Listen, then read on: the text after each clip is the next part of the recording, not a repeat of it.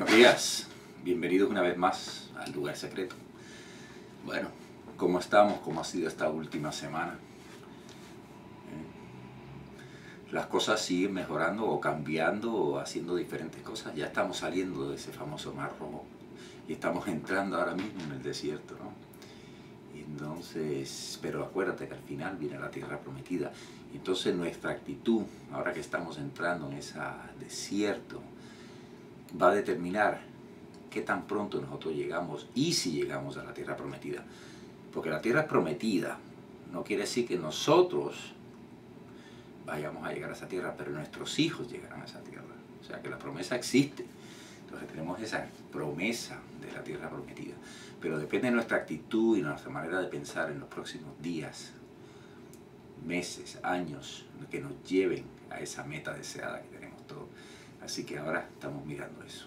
Nada más que va a tocar unas cosas este domingo que viene, que es el 26 de junio.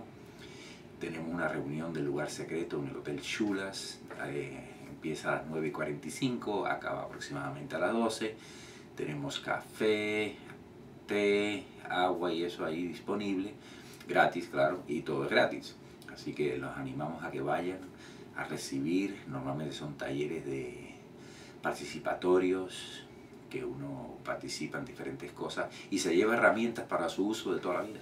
Digamos, hoy en día, para hablarlo con el tema que estamos hablando, herramientas para cruzar el desierto, para hacernos un poco diferentes, para ayudarnos a superarnos aquellas dificultades que hay en el desierto.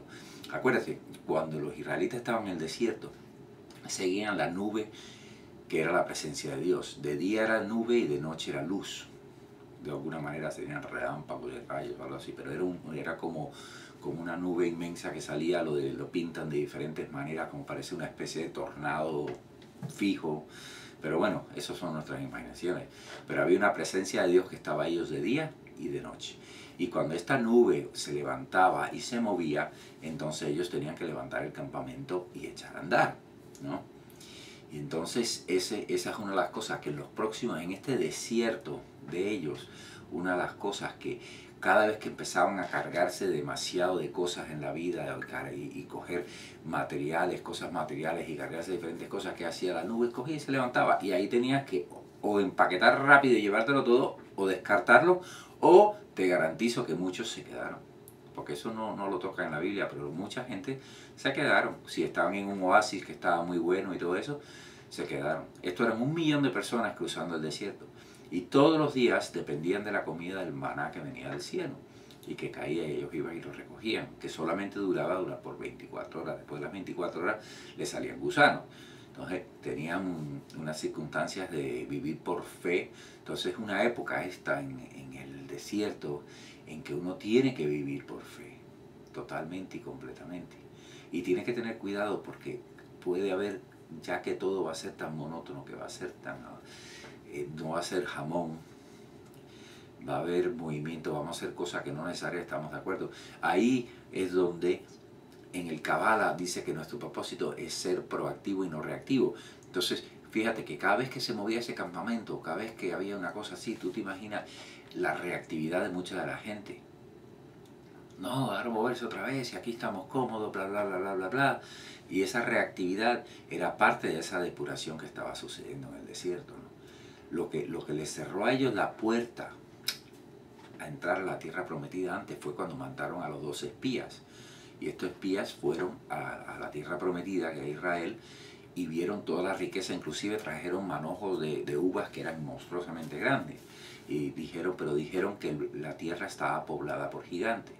Y de esos 12 que fueron, 10 dijeron que era imposible poder entrar ahí y poder conquistar eso. Y esos 10 fueron los que influenciaron a todo el resto de la población y se pusieron en contra. Y ahí fue que Dios los castigó a que ellos nunca iban a ver la tierra prometida. La generación que salió de Egipto, ¿no? Y entonces esta generación vivió en el desierto por 40 años. Y por 40 años recibieron el maná todos los días, por 40 años se movían con la nube, por 40 años tuvieron que hacer eso, 40 años de depurándose y preparándose y alistándose para que sus hijos que pusieron este tiempo pudieran entrar en esa tierra prometida y no que se la dieran, sino a poder a tomar la tierra prometida. porque tuvieron que tomarla. Empezando en el momento que ellos cruzan el río Jordán, se encuentran con la ciudad de Jericó, que era una ciudad que era fortificada. Y ahí Josué, que era uno de los 12, que fue Caleb y Josué, fueron los dos que dijeron que aunque había gigantes y aunque había todo tipo de problemas, pero que ellos sabían que con Dios todo era posible, y eran los únicos dos que pudieron entrar a la tierra prometida de todos los que entraron a ver a espiar en la tierra prometida y volvieron y dieron las noticias al pueblo. Los únicos dos que fueron positivos fueron ellos dos, y fueron los dos que lograron entrar a la tierra prometida. Entonces se encuentran una vez en la tierra prometida, como estábamos hablando, de Jericó, que era una ciudad fortificada, casi imposible de tumbar, y ahí Dios le muestra tan fácil como logró tumbar las murallas y pasar esa prueba, ¿no? Pero bueno, eso viene después. Ahora vamos a estar en ese desierto por 40 años, y el propósito de ese desierto era la purificación. Era purificar este pueblo, era apartarlo, como quien dice, para que encontraran a este creador del universo que lo quería como su propio pueblo, ¿no? Supuestamente.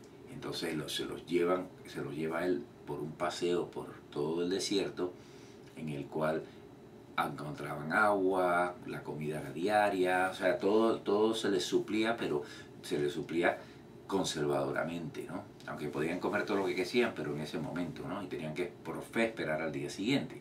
Entonces es una época que nosotros atravesamos en nuestra vida, que ya cruzamos el Mar Rojo, vemos el tremendo milagro en nuestra vida, que se elimina, hasta cosas que se eliminan, pero empezamos en una época, digamos, como de desierto, porque después de un milagro tan inmenso, como que hay un anticlímax, anticlímax porque nada se puede comparar a ese milagro tan bárbaro. Entonces de repente entras a esta zona que te crees que está desértica, pero en verdad están sucediendo muchas cosas, no es desierto, no es un vacío. Y eso lo vemos que Elías en un momento también se siente que Dios lo ha abandonado después de haber hecho obras tremendas contra Jezebel y todo eso. Y eso es lo que pasa, que después de una obra muy grande, a veces como vemos que las cosas no vemos la magnitud de lo que está sucediendo alrededor, pues pensamos que es que no estamos estamos o no conectados, o estamos fallando la marca, o no estamos haciendo lo que tenemos que hacer, o estamos mal. Y eso es lo que pasó al entrar a este desierto. Y entonces ahí fíjate que en ese momento ellos salen, y llega un momento cuando van al monte Sinaí, que Moisés sube por 40 días, y lo que era un tiempo en que él va a recibir las instrucciones de Dios por una parte, y por otra parte deja a este pueblo con todos los líderes, porque ahí estaba Aarón, el hermano de Moisés también, pero los deja solos a sí mismo.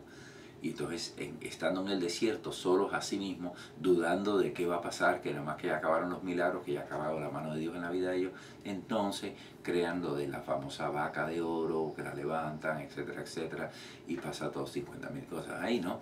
Y cuando baja Moisés, rompe las tablas de la ley y se pone muy triste, y Dios toma su venganza sobre su pueblo por no ser fiel a él, etcétera, etcétera. Entonces, esto es parte de esa, ¿sabes? Porque hacemos cosas cuando estamos en el desierto en cual va a haber repercusiones, y a veces se nos olvida, lo miramos tan fabuloso y tenemos que vivir con las repercusiones que vengan, ¿no? Y eso es parte de esa purificación, de esa limpieza. Y nosotros lo vemos siempre como la historia, ay Dios, tal, pero vamos a cambiar un poquito los parámetros, ¿no?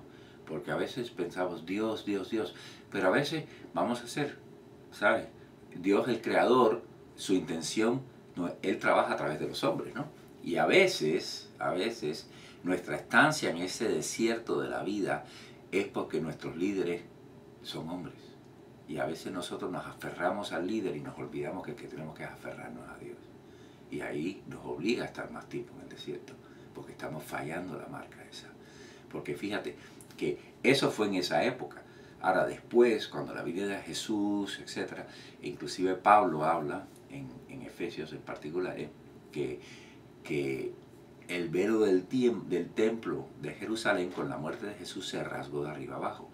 Entonces él mismo indica, Pablo, que en ese momento en adelante ya no necesitamos ningún alto sacerdote, sino que cada uno de nosotros tenemos directo acceso al creador del universo. Entonces, si tú miras esto en perspectiva desde la época de los israelitas hasta la época de Jesús, cuando se creó la ley por Moisés, que él fue el que puso la ley por inspiración divina, supuestamente, pero puso la ley que lo que hizo fue atar al hombre de una manera increíble, ¿sabes? Pero mostrar, atarlo, y yo creo que mucho de esta ley viene, esa atadura es por la estancia en el desierto, porque el hombre no pudo, cuando estuvo solo, manejar eso. Entonces Dios le puso un sistema de parámetros para que pudiera mantenerse más o menos en forma. Y cuando vio que esto no funcionaba, Jesús vino y nos cambió todos los parámetros, ¿no? Así que ahí vamos a dejarlo esta semana. Vayan pensando en eso, qué es lo que estamos haciendo en el desierto. Mira a ver qué es que Dios está trabajando en tu vida, qué es lo que quiere hacer. ¿Dónde tú no notas esa mano fuerte que tú crees que nada está pasando, pero algo está sucediendo? Búscalo. Y acuérdate que este domingo, si puedes, únete a nosotros, 9:45, el Hotel Chulas, que está en Miami Lakes, ahí cerca de la 67 Avenida, si entran por ahí, y la 154 más o menos, pero buscan un mapa. De 9:45 a 12, es gratis en el segundo piso, busquen el lugar secreto y con gusto los tendremos ahí. ¿Okay? Que tengan una semana fabulosa, que aprovechen su estancia en el desierto, que busquen ese maná todos los días. ¿Okay? Bueno, bendiciones.